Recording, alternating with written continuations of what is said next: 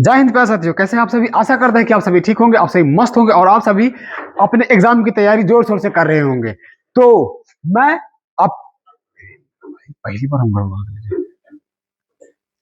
मैं आपका स्वागत करता हूं आपके YouTube channel RK education classes 1 पर। तो आज की वीडियो में हम पढ़ने वाले हैं क्लास 12th के हिंदी के बारे में। क्लास 12th के हिंदी जो है वो हमारा बुक का नाम है दिगंत भाग 2। देख लीजिए, यही बुक है हमारा दिगंत भाग 2, यही बुक है और इसी के बारे में थोड़ा सा हम डिस्कस करते हैं।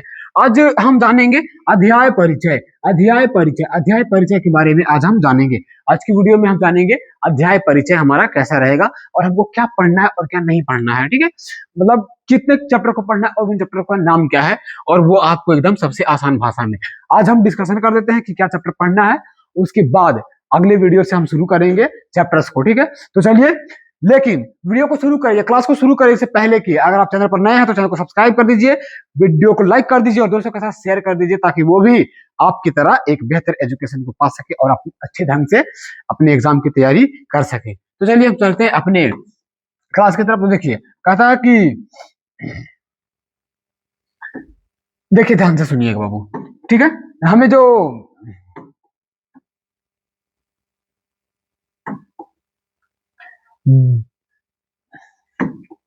देखिए ध्यान से सुनिएगा बाबू, ठीक है।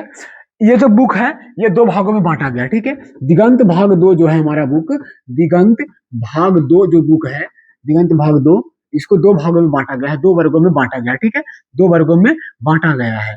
जैसे कि आप 10th में पढ़े होंगे, एक वर्णिका था एक गोधूली था, उसको दो भागों में बांटा गया था। ठीक इसी प्रकार से यहाँ पे भी बांटा गया है। सबसे पहला है हमारा पदखंड, सबसे पहला है पदखंड, एक है हमारा पदखंड, ठीक है, पदखंड। दूसरी तरफ है हमारा गदखंड, दूसरी तरफ है हमारा गदखंड, ठीक है, गदखंड, गदखंड, दूसरी तरफ हमारा है गदखंड, ठीक है। चलिए आपको बता देते हैं कि एक बेसिक चीज जो है वो हमारा जो दिगंत भाग 2 है, दिगंत भाग 2, दिगंत भाग दो जो है हमारा वो दो भागों में बांट दिया गया है। इसको दो पार्टों में बांट दिया गया है। सबसे पहला हमारा है पदखंड, सबसे पहला हमारा है बाबू पदखंड, ठीक है। दूसरा हमारा है गदखंड, दूसरा हमारा गदखंड, दूसरा हमारा है गदखंड, ठीक है, याद कीजिएगा, दूसरा हमारा है गदखंड, ठीक। पदखंड और गदखंड। पद कहने का मतलब है कि इसमें सारी की सारी कविताएं हैं, इसमें कविताएं हैं, ठीक है, इसमें बहुत सारी कविताएं लिखी गई है। और गद्य कहने का मतलब है कि इसमें कहानियां हैं, कुछ कुछ निबंध है, कुछ नाटक है, वगैरह वगैरह जैसी चीजें हैं जो कि आपको पढ़ना है, ठीक है। तो चलिए हम शुरुआत करते हैं गद्यखंड से, ठीक है, गद्यखंड से शुरुआत करते हैं। गद्यखंड का सबसे पहला चैप्टर है आपका बातचीत, सबसे पहला चैप्टर है बातचीत, जिसको लिखा है बालकृष्ण भट्ट ने। सबसे पहला चैप्टर है बातचीत बाबू, जिसको लिखा है बालकृष्ण भट्ट ने। अब यहाँ पे इस चैप्टर में बालकृष्ण भट्ट बताते हैं कि उत्तम बातचीत क्या होती है, असल बातचीत क्या होती है, दो बूढ़ों के बीच की बातचीत क्या होती है, दो हमसहेलियों के बीच की बातचीत क्या होती है, सारे के सारे चीजों को बताया है। इसको ट्रिकली याद करेंगे। जैसे देखिए, जब हम आपको चैप्टर पढ़ाएंगे तो जन्म और मृत्यु जो है वो भी ट्रिक से आपको याद करवा देंगे। टेंशन मत लीजिएगा जन्म और मृत्यु के बारे में, वो हम आपको याद करवा देंगे। फिलहाल बस आज इतना याद कर लीजिए कि जैसे देखिए बालकृष्ण भट्ट, बातचीत क्या होता है ना, बातचीत, इसको ट्रिक ऐसे याद करेंगे कि अगर आपको बात करना है, अगर आपको किसी बारे में बात करना है तो आप जाके कृष्ण से बात कीजिए, आप जाके किससे बात कीजिए, कृष्ण से बात कीजिए, क्योंकि वो बात संवाद करने में ना बहुत चतुर है, बहुत चतुर हैं। आप कृष्ण से बात कीजिए, कृष्ण से याद कीजिएगा बालकृष्ण भट्ट, कृष्ण से याद कीजिएगा बालकृष्ण भट्ट, ठीक है, कृष्ण से याद कीजिएगा बालकृष्ण भट्ट। अगला चैप्टर है हमारा, अगला चैप्टर है हमारा दूसरा, उसने कहा था, दूसरा है उसने कहा था, उसने कहा था एक कहानी है, उसने कहा था एक कहानी है। अब ये कहानी है, ये कहानी जो है लिखी गई है चंद्रधर शर्मा गुलेरी के द्वारा, ये कहानी चंद्रधर शर्मा गुलेरी के द्वारा लिखा गया है। याद कीजिएगा इसको ट्रिक से। इसको कैसे याद करेंगे, इसको याद करेंगे बाबू कि उसने कहा था, दो ट्रिक बता देते हैं। सबसे पहला कि उसने कहा था कि तुम्हारा जो धर है, तुम्हारा जो धर, धर माने शरीर, तुम्हारा जो धर है, धर माने शरीर जो है वो किसके समान है, चंद्र के समान है, चंद्रमा के समान है, चंद्रमा के समान है, माने कि चंद्रधर शर्मा गुलेरी। उसने कहा था चंद्रधर शर्मा गुलेरी। एक और ट्रिक याद कीजिएगा, उसने कहा था, उसने कहा था, उसने कहा था कि हमको गुलड़ के पेड़ के पीछे मिलो, उसने कहा था हमको गुलड़ के पेड़ के पीछे मिलो, गुलड़ माने की गुलेरी, गुलड़ माने की गुलेरी, ये ट्रिक है, याद कर लीजिएगा, ठीक है। अगला ट्रिक हम, अगला चैप्टर हमारा है बाबू संपूर्ण क्रांति। अगला चैप्टर है हमारा संपूर्ण क्रांति। संपूर्ण क्रांति को कैसे याद करेंगे? संपूर्ण क्रांति जयप्रकाश नारायण के द्वारा लिखा गया। जयप्रकाश नारायण को शॉर्ट में जेपी कहा जाता है। ये एक भाषण है, ये एक भाषण का अंश है जो लिया गया था 1974 के दिए गए पटना के गांधी मैदान में एक भाषण दिए थे जयप्रकाश नारायण जेपी बाबू, उन्हीं का एक अंश है। ठीक है, जैसे देखिए क्रांति माने हो जाता है युद्ध, क्रांति माने हो जाता है युद्ध या किसी और चीज के खिलाफ विद्रोह, किसी और चीज के खिलाफ विद्रोह। ठीक है, ये हो जाता है क्रांति। लेकिन देखिए जब भी हम क्रांति करते हैं, जब भी हम युद्ध करते हैं तो एक नारा बोलते हैं ऐसे, जय। कोई भी चीज होता है तो बोलते हैं हम क्या? जय। जय से याद कीजिएगा बाबू जयप्रकाश नारायण, जय से याद कर लीजिएगा जयप्रकाश नारायण। अगला चैप्टर है हमारा रामधारी सिंह दिनकर। अगला चैप्टर है हमारा अर्धनारीश्वर। अगला चैप्टर है हमारा बाबू अर्धनारीश्वर। अर्धनारीश्वर को किसने लिखा है? रामधारी सिंह दिनकर ने। रामधारी सिंह दिनकर ने अर्धनारीश्वर अध्याय को लिखा है बाबू। इसको कैसे याद करेंगे? इसको याद करेंगे, अर्धनारीश्वर का अर्थ हो जाता है आधा नर, आधा नर, आधा नर और आधा ईश्वर, आधा नर और आधा ईश्वर। तो देखिए हम इसको ट्रिक से याद करेंगे। ऐसा कौन है, ऐसा कौन है जो नर भी है और ईश्वर भी है? ऐसा कौन है जो नर भी है और ईश्वर भी है? तो आप कहेंगे कि ऐसा केवल एक ही महापुरुष है, पुरुषोत्तम, मर्यादा पुरुषोत्तम श्री राम है। श्री राम जो है वो नर भी है और क्या है? ईश्वर भी है। नर भी है और वो ईश्वर भी है। तो याद कर लीजिएगा अर्धनारीश्वर के राइटर जो हो जाएंगे बाबू, लेखक जो हो जाएंगे वो रामधारी सिंह दिनकर हैं और ये अर्धनारीश्वर एक निबंध है। ठीक है, आगे बढ़ते हैं। आगे बढ़ते हैं तो हम अगला चैप्टर पांचवा चैप्टर मिलेगा देखने के लिए इस प्रकार से। जब पांचवा चैप्टर का नाम है बाबू रोज। पांचवा चैप्टर का नाम है रोज। रोज, ठीक है, रोज कहते हैं इसको लिखा है सचिदानंद हीरानंद वातस्यायन अगेय जी। ये अगेय जी के द्वारा लिखा गया है। सचिदानंद हीरानंद वातस्यायन अगेय जी के द्वारा रोज अध्याय को लिखा गया है। काटना हटाओ यार, फोन केवल है काटना, क्या कर है? काट दे करे। अगला चैप्टर है हमारा बाबू रोज। रोज, ठीक है, पांचवा चैप्टर हमारा है रोज। रोज को लिखा है सचिदानंद हीरानंद वातस्यायन अगेय जी। बोले के सर इसको कैसे याद करेंगे? मेरे पास ट्रिक है, टेंशन मत लीजिए, हम आप ही के लिए तो उपस्थित हुए हैं, एकदम चिंता मत कीजिएगा बाबू। ट्रिक है रोज। रोज हमें सचिदा मने की सचिदानंद बनना चाहिए। सचिदानंद कहने का मतलब क्या है? कि हमें सच बोलना चाहिए। ट्रिक है बाबू, रोज हमें सच बोलना चाहिए, रोज हमें सच बोलना चाहिए। सचिदानंद हीरानंद वातस्यायन अगेय जी, ट्रिक याद कीजिएगा अगेय। रोज हमें अगेय माने की आज्ञा का पालन करना चाहिए। एकदम दूसरा ट्रिक हो गया बाबू। रोज हमें अपने माता पिता के आज्ञा का क्या करना चाहिए? पालन करना चाहिए। आज्ञा से याद कीजिएगा बाबू अगेय, आज्ञा से याद कीजिएगा अगेय। ठीक है, अगला हमारा अध्याय है बाबू, अगला हमारा अध्याय है एक लेख और एक पत्र। एक लेख और एक पत्र, एक लेख और एक पत्र, जिसको लिखा है महान क्रांतिकारी, युवा क्रांतिकारी महान भगत सिंह ने लिखा है। भगत सिंह ने लिखा है इनको। एक लेख और एक पत्र, ये बेसिकली एक निबंध है। ये एक निबंध है बाबू, ये एक निबंध है। ठीक है, एक निबंध है। एक लेख और एक पत्र, इसको भगत सिंह ने लिखा है। इसको कैसे ट्रिकली याद करेंगे? टेंशन नहीं लेना है, एकदम ट्रिक है बाबू इसका। एक लेख और एक पत्र, कौन लिखता है? भगत। हमेशा जो भक्त होता है, भक्त जो होता है वो भगवान को, भक्त जो होता है वो भगवान को हर रोज एक लेख लिखता है और हर रोज एक पत्र लिखता है कि हे ईश्वर हमारी स्थिति को थोड़ा सा सुधारिए, हमारी स्थिति को थोड़ा सा सुधारिए। ठीक है, याद कीजिएगा बाबू, एक लेख और एक पत्र के लेखक हो जाएंगे भगत सिंह जी।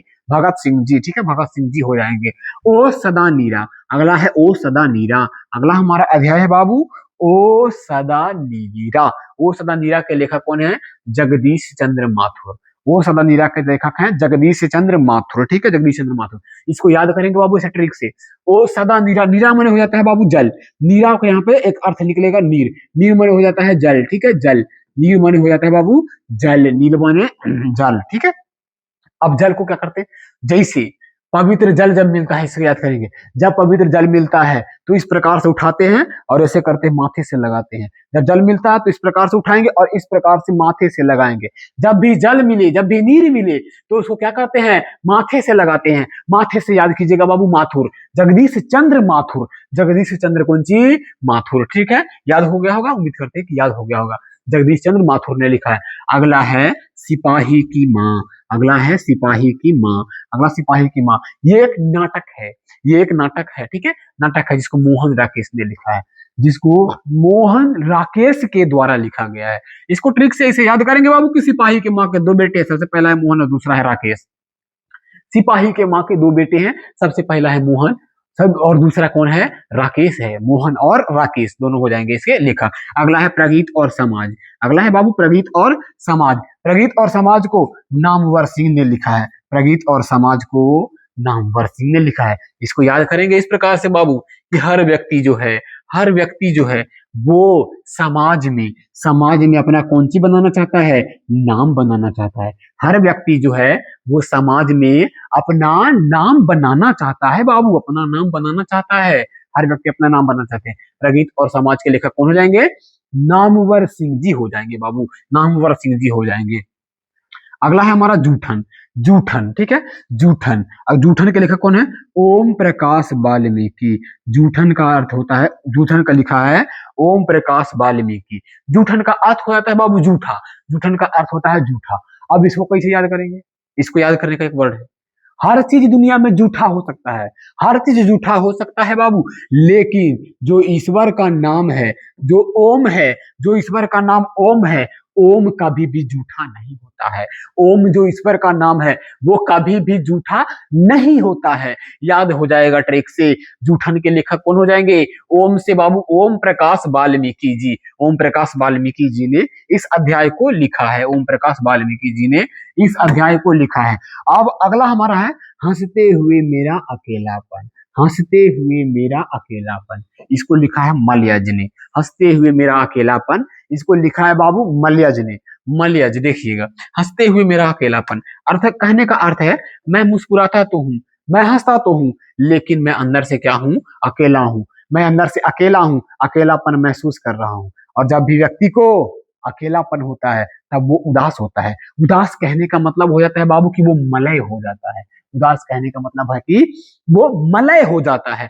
मलय, मलय कहने का मतलब उदास हो जाता है, ठीक है, उदास हो जाता है। हंसते हुए मेरा अकेलापन के लेखक कौन हो जाएंगे, मलयज हो जाएंगे बाबू, मलयज हो जाएंगे, ठीक है। अगला है हमारा तिरिछ, अगला है हमारा तिरिछ। तिरिछ एक कहानी है बाबू, तिरिछ एक कहानी है जिसको लिखा है उदय प्रकाश जी ने, जिसको लिखा है उदय प्रकाश जी ने, उदय प्रकाश जी ने लिखा है। अब देखिए आप 10th में पढ़े होंगे, तिरिछ, तिरिछ जो है प्रकाश कभी भी तिरछा नहीं होता है बाबू, वो हमेशा सीधी रेखा में गमन करता है। प्रकाश कभी भी तिरछ नहीं होता है। प्रकाश कभी भी इस प्रकार से नहीं जाता है बाबू, वो जब भी जाएगा तो वो सीधी रेखा में जाएगा। तो उदय तिरिछ के लेखक कौन हो जाएंगे, उदय प्रकाश जी। उदय प्रकाश जी तिरिछ के कौन हो जाएंगे, लेखक हो जाएंगे। देखिए अगला है हमारा शिक्षा, अगला है हमारा शिक्षा, ठीक है। शिक्षा को कैसे याद करेंगे भाई, शिक्षा क्यों क्या है, शिक्षा के लेखक कौन है, शिक्षा के हमारे जो लेखक हो जाते हैं बाबू, शिक्षा के जो लेखक हो जाते हैं वो हैं जिद्दू कृष्णमूर्ति। जिद्दू कहने का मतलब है, इसका नाम है शॉर्ट में जे कृष्णमूर्ति, जे कृष्णमूर्ति। देखिए ऐसे याद करेंगे, इस सृष्टि में अगर कोई सबसे महंगा या सबसे महान किताब है तो वो है बाबू श्रीमद् भागवत गीता, वो है भागवत गीता, ठीक है, गीता। अब गीता का ज्ञान किसने दिया है, गीता का ज्ञान किसने दिया है, श्री कृष्ण ने दिया है बाबू, श्री कृष्ण ने दिया है। गीता का ज्ञान किसने दिया है, श्री कृष्ण ने। अगर आपको शिक्षा लेना है, अगर आपको शिक्षा लेना है तो आप भगवान श्री कृष्ण के पास जाइए। शिक्षा लेने के लिए किसके पास जाइए, कृष्ण भगवान के पास जाइए। ट्रिक है बाबू, ट्रिक एकदम दिमाग में सेट हो जाएगा, दिमाग में एकदम सेट हो जाएगा, याद करके रख लेना। जो भी हम पढ़ाएंगे ना ऐसे चुटकी बजा के आपके दिमाग में सेट करने का क्षमता है, चुटकी बजा के दिमाग में सेट कर देंगे। शिक्षा के लेखक कौन हो जाएंगे, जिद्दू कृष्णमूर्ति अर्थात जे कृष्णमूर्ति। और यही था हमारा 13 चैप्टर, ठीक है, ये हमारा पद गद खंड का 13 चैप्टर था। और 13 को उम्मीद करते हैं कि आपको समझ में आया होगा। अब आगे बढ़ते हैं, हमारे पद खंड की ओर बढ़ते हैं, ठीक है, पद खंड की ओर। एक ट्रिक है बाबू, एक ट्रिक याद कर लीजिएगा, इसको एक ट्रिक याद कीजिएगा कि उसने रोज तिरछी नजरों से कहती थी कि नारी की बात सदा गीत और लेख से बंधी होती है। देखिए अभी तो जस्ट बताए हैं, उसने से एक कहानी हो जाएगा बाबू, उसने कहा था, उसने से एक कहानी हो जाएगा, उसने कहा था, उसने कहा था। रोज एक रोज है, रोज कौन सी है? रोज है। तिरछी माने की तिरछ, तिरछी माने की तिरछ, तिरछी माने की तिरछ, ठीक है, तिरछ। अब ये तीनों जो है बाबू कहती थी कौन सी? कहानी, कहती थी कौन सी? कहानी कहती थी। उसने रोज तिरछी नजरों से कहती थी कि नारी की बात सदा गीत और लेख से बंधी होती है। उसने कहा था रोज और तिरछ। ये तीनों के तीनों चैप्टर में बाबू कहानी है। ये तीनों के तीनों चैप्टर में कौन सी है? कहानी है, कहानी है, ठीक है। अब देखो अगला है कि नारी, नारी से कौन सा?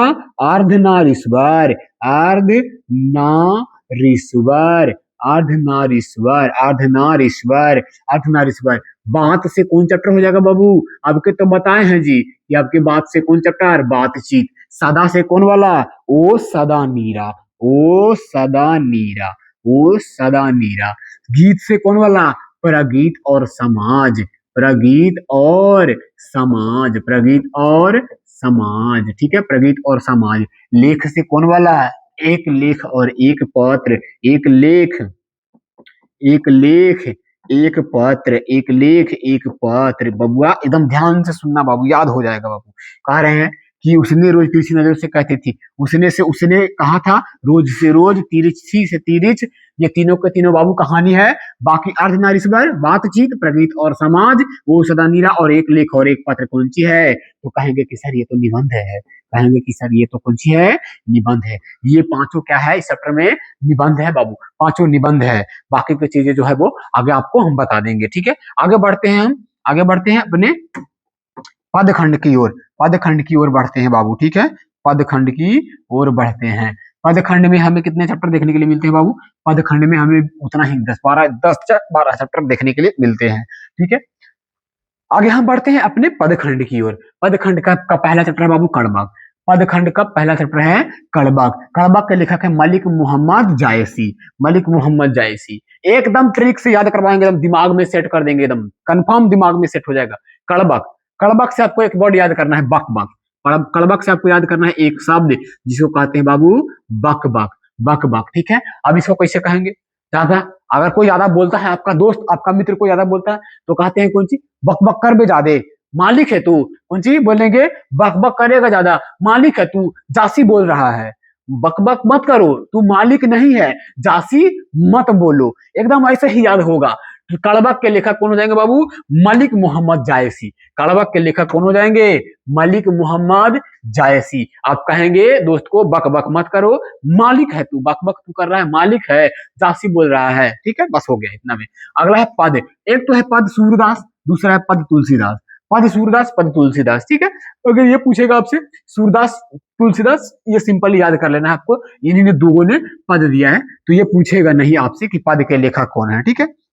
चलिए आगे बढ़ते हैं। अगला है हमारा छपै, अगला है हमारा छपै। छपै को लेखक कौन है? नाभादास जी हैं। छपै के लेखक कौन है? नाभादास, नाभा, ठीक है, याद कीजिएगा बाबू। नाभा का अर्थ होता है, नाभा का अर्थ होता है बाबू, नाभा का अर्थ हो जाता है नया।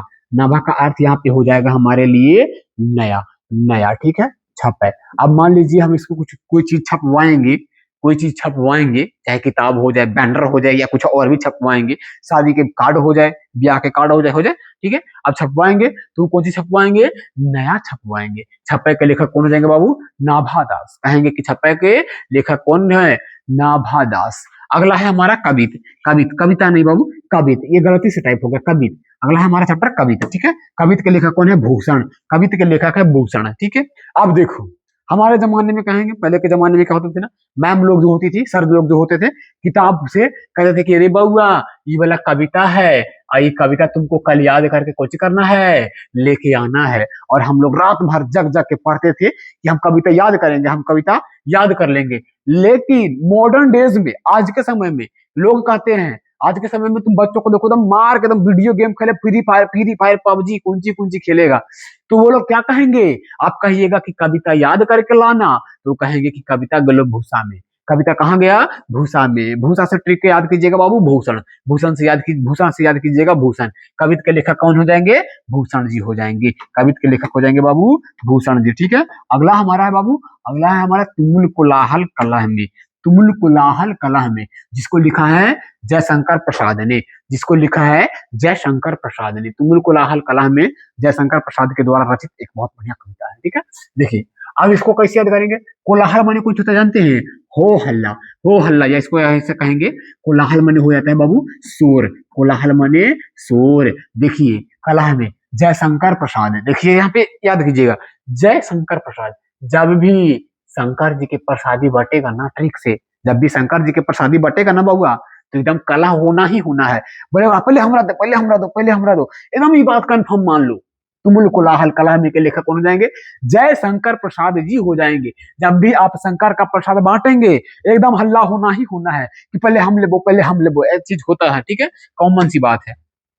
अगला है बाबू पुत्र वियोग, अगला है कौन सी, पुत्र वियोग, जिसको लिखा है सुभद्रा कुमारी चौहान ने। इस चैप्टर में ये इकलौती ऐसे महिला हैं जिन्होंने लिखा है। इनके पुत्र का एक असमय मृत्यु हो जाता है, जिस पर इन्होंने एक पुत्र वियोग को लिखा है। अब ये पुत्र वियोग को कुछ कहते हैं हम शोक गीत कहा गया है, पुत्र वियोग को शोक गीत कहा है, जिसमें इनके एक पुत्र है, पुत्र की मृत्यु हो जाती है, असमय बचपन में मृत्यु हो जाती है, जिस जो इनके मन में दुख प्रकट, दो इनके मन में जो दुख प्रकट हुआ है उसको इन्होंने लिखा है और उसको नाम दिया गया है पुत्र वियोग। अब इसको लिखा किसने, सुभद्रा कुमारी चौहान ने। तो इसको याद कीजिएगा ऐसे ट्रिक से कि पुत्र का वियोग जो होता है बाबू वो किसको होता है, कुमारी लड़कियों को। कुमारी लड़कियों के पास क्योंकि बच्चा तो होता नहीं है तो उन लोगों को वियोग होता है, बच्चा हमारे पास नहीं है। ऐसा ट्रिक से याद कीजिएगा, ट्रिक से याद कीजिएगा बाबू, ट्रिक है कि कुमारी लड़कियों को किसका वियोग होता है, पुत्र का वियोग होता है। ठीक है, अगला है हमारा चैप्टर बाबू उषा, अगला है हमारा चैप्टर उषा।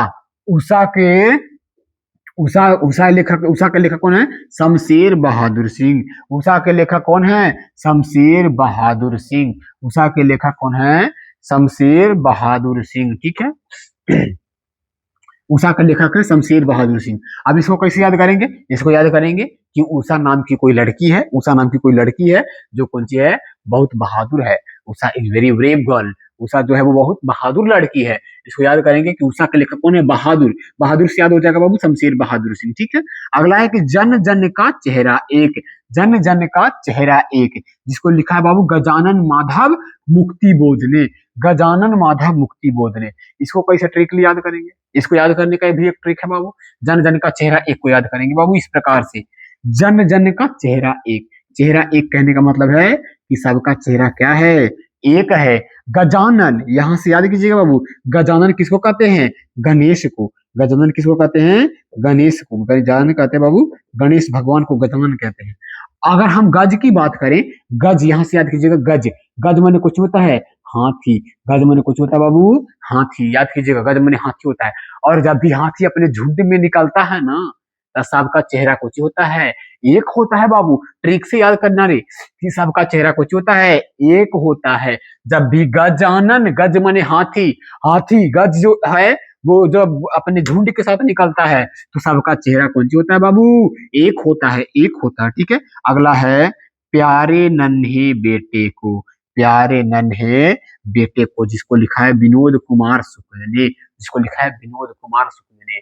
अब इसको कैसे लिखेंगे, देखो इसको ऐसे याद करेंगे ट्रिक से। जब तक बेटा जो है ना कुमार है, जब तक बेटा का शादी ब्याह नहीं हुआ है, वो बेटा कोची है, बहुत प्यारा है, प्यारा है, बहुत बेटा प्यारा है। शादी के बाद, शादी होने के बाद वो पत्नी को प्यारा हो जाता है, फिर माता पिता को प्यारा नहीं रहता है बाबू। इसको याद कीजिएगा, प्यारे नन्हे बेटे को, जब तक बेटा कुमारा है वो क्या है, बहुत ज्यादा प्यारा है, बहुत ज्यादा प्यारा है। अगला है अधिनायक, अधिनायक, अगला अधिनायक, जिसको लिखा है रघुवीर सहाय ने। अधिनायक जिसको लिखा है रघुवीर सहाय ने। इसको कैसे याद करेंगे, अधिनायक, अधिनायक से एक वर्ड निकलेगा बाबू अधीन, अधीन, अधीन। ठीक है, एक वर्ड निकलेगा बाबू अधीन। रघुवीर किसको कहता है, राम को, रघुवीर कहते हैं बाबू हम राम को। अब याद कीजिएगा रघुवीर सहाय, अधिनायक किसके अधीन है, पूरी सृष्टि जो है बाबू वो राम के अधीन है, पूरी सृष्टि जो है बाबू वो राम के अधीन है। अधिनायक के लेखक कौन हो जाएंगे, रघुवीर के अधीन है, रघुवीर के अधीन है, रघुवीर सहाय हो जाएंगे इसके लेखक। इसके लेखक जो है वो रघुवीर सहाय जी हो जाएंगे बाबू। अगला है हमारा, अगला हमारा है बाबू हार जीत। हार जीत को किसने लिखा है, अशोक वाजपेयी, अशोक वाजपेयी। देखो अब इसको याद करेंगे इस प्रकार से बाबू कि अशोक वही अशोक, सम्राट अशोक, सम्राट अशोक, सम्राट अशोक के बारे में कहा जाता है बाबू कि उन्होंने अपने जीवन में कभी भी हार का मुख नहीं देखा, कभी भी वो हारे नहीं, हमेशा उन्होंने कौन सी किया, जीता है, हमेशा उन्होंने जीता है। हार जीत के लेखक कौन है, अशोक वाजपेयी। यहाँ से एक और ट्रिक याद है, यहाँ पे एक और ट्रिक बनेगा बाबू कि बाज, देखिए सारे पंछियों के मामले में, चाहे वो कौवा हो, मैना हो, तोता हो, सुगा हो, कुछ भी हो, जो भी रहे, वो क्या हो जाता है, सबके मामले में जीत और हार मैटर करता है, सब जीत और हार के लिए चिंता करते हैं, लेकिन बाज इकलौता पंछियों का राजा है जिसको हार जीत से कोई मतलब नहीं है। वो जानता है कि जीतेंगे तो केवल हम ही, जीतेंगे तो केवल हम ही। अगला और हमारा 13वां लास्ट चैप्टर है बाबू, गांव का घर। गांव का घर जिसको लिखा है ज्ञानेंद्र पति ने, जिसको लिखा है ज्ञानेंद्र पति ने। इसको ऐसे ट्रिक से याद करेंगे बाबू कि गांव में, गांव के घर में कुछ छुपा होता है, ज्ञान छुपा होता है। गांव के घर में ज्ञान छुपा होता है। हमने कहा था ना गांव के घर में क्या होता है, ज्ञान छुपा होता है। अब याद कर लीजिए, हमने पहले ही कहा था बाबू कि एक एक चीज को, एक एक टॉपिक को आपके दिमाग में ठोक के रख देंगे, एकदम चीज को एकदम दिमाग में सीधा सेट कर देंगे, ज्यादा चिंता नहीं करना है, एकदम आसान भाषा में बेटर एग्जाम्पल्स के साथ और बेटर कंटेंट क्रिएशन के साथ हम पढ़ा रहे हैं बाबू। अगर आप ऐसे ही पढ़ना चाहते हैं तो चैनल को सब्सक्राइब कर लीजिए, वीडियो को लाइक कर लीजिए और दोस्तों के साथ शेयर कर दीजिए ताकि वो भी एक अच्छी तैयारी कर सके। और आज के लिए इतना ही, मिलते हैं आपसे अगली वीडियो में, तब तक के लिए जय हिंद, जय भारत।